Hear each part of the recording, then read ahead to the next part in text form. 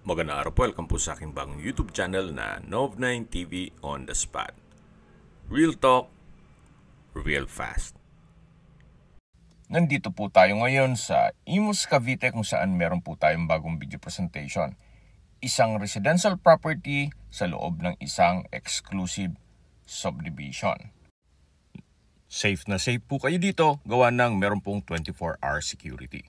Meron din pong mga amenities kaya ng clubhouse, swimming pool, parks and playgrounds, basketball court, at marami pa pong iba. Kung sakali man na may okasyon kayo, pwede pong ganapin dito. Tunghayan niyo po itong napagandang clubhouse at ito'y well-maintained. Balik na po tayo sa property binibenta.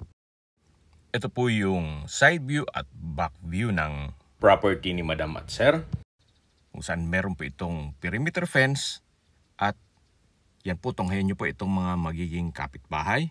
Napakaaliwalas po, napakalinis, tahimik ang lugar, sariwang hangin, at sa klima po, banayad lang, hindi naman siya ganun kainit at hindi naman ganun kalamig.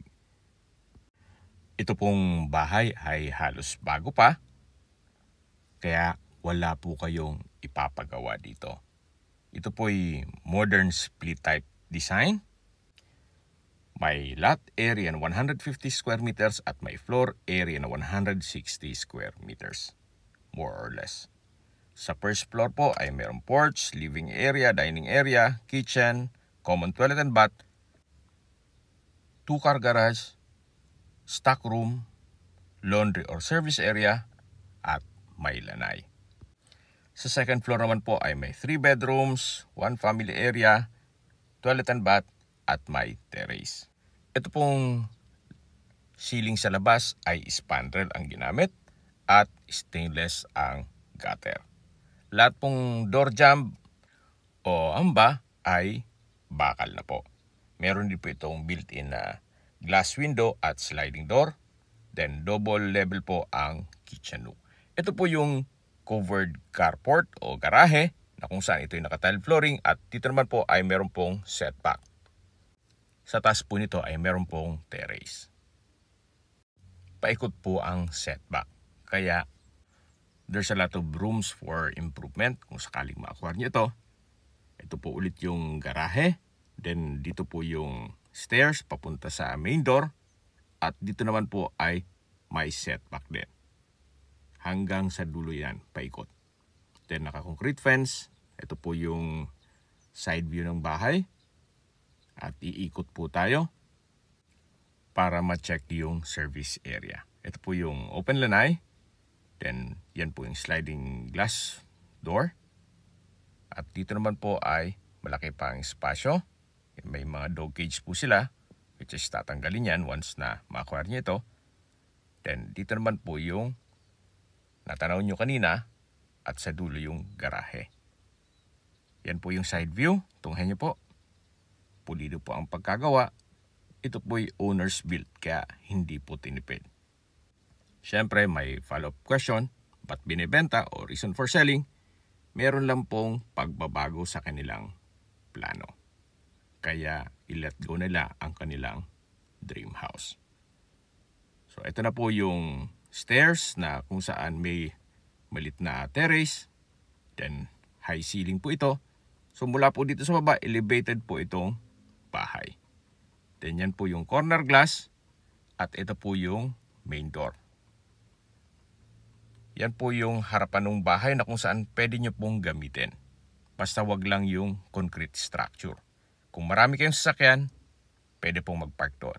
So welcome po dito sa bahay ni Madam at Sir, kung saan ito po yung living area o salas, then double high ceiling, may chandelier, naka-tile flooring, at meron pong glass mirror. Tungkol naman po sa mga kagamitan, hindi po kasama yan. Bare lang po ito. Meron po itong corner glass window. Then may mga outlet sa gilid nito. Yan po yung hagdan na papunta sa mga kwarto. Ito pong hagdan ay naka-wooden staircase. Then metal po ang handrail at railing. Then dito po another stairs na may access papunta dito sa dining area May customized awning type window, then naka-tile flooring, may drop lights, at dito naman po yung formal kitchen. Malaki naman po ang espasyo nito.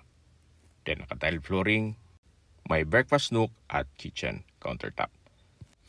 Mula po dito sa kitchen, yan po yung access door papunta sa covered carport at ito yung common toilet and bath. Mamaya po ikutan natin yan. Ito po yung formal kitchen.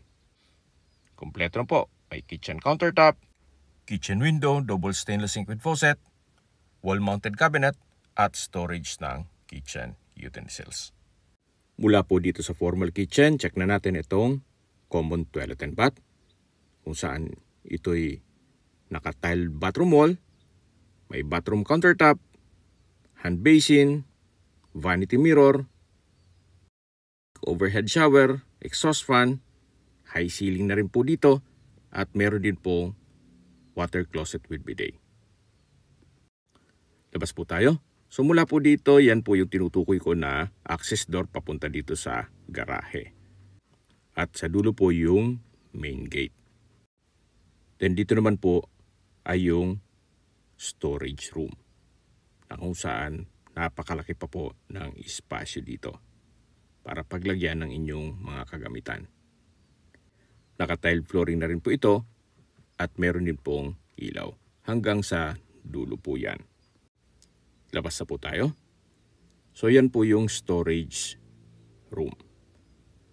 At mula po naman dito, pabalik po tayo sa loob para check natin ibang parte nitong bahay.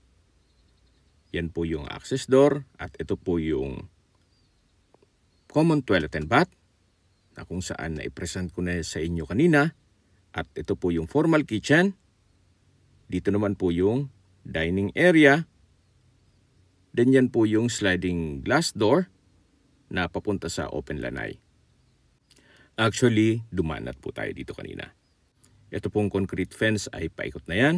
At ito naman yung daan papunta sa harapan ng bahay. Balik na po ulit tayo dito sa loob para ma-check natin yung mga kwarto sa second floor. So mula po dito sa dining area, meron pong stairs na kung saan ilang steps din po ito papunta sa living area o salas at matatanaw natin yung main door na kung saan yan po ay sliding. Then another stairs na papunta naman dito sa second floor. Samahan niyo po ako, akyat po tayo. Ito naman yung hallway na papunta sa mga kwarto. Check po natin itong first bedroom. Sa spasyo, sakto lang. Hindi naman siya ganun kalit at hindi naman ganun kalaki. Meron pong customized awning windows. Then meron pong access door papunta sa terrace. May center lamp, pin lamp, at ito'y naka-tile flooring. Meron din pong wardrobe. From floor to ceiling po yan. Meron po palang iiwan si owner na 2 bed at 2 aircon. Baga for free na po yon. Ito po yung access door papunta sa balkonahe o terrace. At mula po dito matatanaw natin yung bakanting lote na kung saan pwede nyo pong gamitin yan. Kung maraming sasakyan, pwede po kayong mag-park dyan. Actually, pwede rin pong magtanim. Huwag lang pong lagyan ng concrete structure. So balik po ulit tayo dito sa loob. Ito po yung first bedroom. Tunghayan nyo po bago tayo lumabas na meron din po itong wardrobe. Labas na po tayo para check natin yung ibang parte nitong bahay. Ito po yung hallway. At dito naman po yung common toilet and bath. Then same setup, naka-tile bathroom wall, bathroom sink, high ceiling, exhaust fan, water closet with bidet, at meron pong bathroom countertop. Then ito po yung second bedroom na may natutulog kaya hindi natin mapasok ito. Ito po yung third bedroom. Sa spasyo, sakto lang. Hindi naman siya ganun kaliit at hindi naman ganun kalaki. Naka-tile flooring, high ceiling, maayos ang pintura ng ceiling at wall, at meron pong sliding glass window. Libre na po ang aircon. So mula po dito, matatanaw naman natin yung likod ng bahay. at ibang kapitbahay. Tunghayan niyo po ulit itong last bedroom at lalabas na po tayo para check natin yung family area. Ito pong family area pansamantalang ginamit muna as tulugan ni Sir, na kung saan malaki naman ang espasyo nito. Actually, kung talagang malaking pamilya kayo, pwede po itong isara, itong open below, at gawing another bedroom. Gawa ng malaki naman po ang espasyo nito. So ito po yung open below na pwede pong lagyan ng glass wall para kita pa rin yung living area at yung main door. Yan po yung hagdan kung saan dyan tayo pumanik kanina. Then meron pong glass walls, then corner window, may chandelier. So dito po sa kabilang kwarto na kung saan kanina sarado, ngayon ay available na po. At pasilip ko lang sa inyo, ito pong second bedroom. So sa spasyo, sakto lang. Hindi naman siya ganun kalit at hindi naman ganun kalaki. Then meron pong roof type bed. Then may sariling sliding glass window. At dito naman po yung hagdan. Then matatanaw natin yung living area o salas. At bababa po tayo para ikutan natin ibang parte nitong bahay. Habang naglilibot po tayo at pinagmamasdan niyo po ito, pag-usapan na natin ang distance, location at travel time. Ito pong subdivision ay along Aguinaldo Highway at malapit po sa mga business establishments. Kaya accessible po sa lahat. Mula po sa SM Hypermarket at City of Imus Doctors Hospital, ang distance is 1.2 kilometers at ang travel time is 5 minutes. Yan po yung lagi kong binabanggit sa aking video na dapat niyo i-consider sa paghanap ng property, yung meron pong malapit na hospital. Hindi ko naman po sinasabing sakitin kayo, yan naman po ay for emergency purpose lang naman. Mula naman po sa SNR membership shopping, ang distance is 2.5 kilometers at ang travel time is 7 minutes. Mula naman po sa Robinsons Imus, ang distance is 2.7 kilometers at ang travel time is 8 minutes. Mula naman po sa Kabsu Imus Campus, ang distance is 4.7 kilometers at ang travel time is 14 minutes. Mula naman po sa De La Salle, Dasmariñas Campus, ang distance is 10.8 kilometers at ang travel time is 28 minutes. Mula naman po sa Manila o sa airport, ang distance is 20.1 kilometers at ang travel time is 43 minutes. Sa presyo na po tayo, binibenta po ito ni owner sa halagang 9 million pesos. Kung may mga katanungan po kayo, tawag lang po kayo sa aking numero. At sa mga kababayan man natin na sa ibang bansa, meron po akong Telegram, sa mga iPhone user man may message. Meron din pong Imo, Skype, Viber at WhatsApp. Same number lang po, 0917-316-3399. Ang full video po ay mapapanood nyo sa aking main YouTube channel na Nov9 TV Official, The Nov9 TV Channel, at Nov9 TV Listings.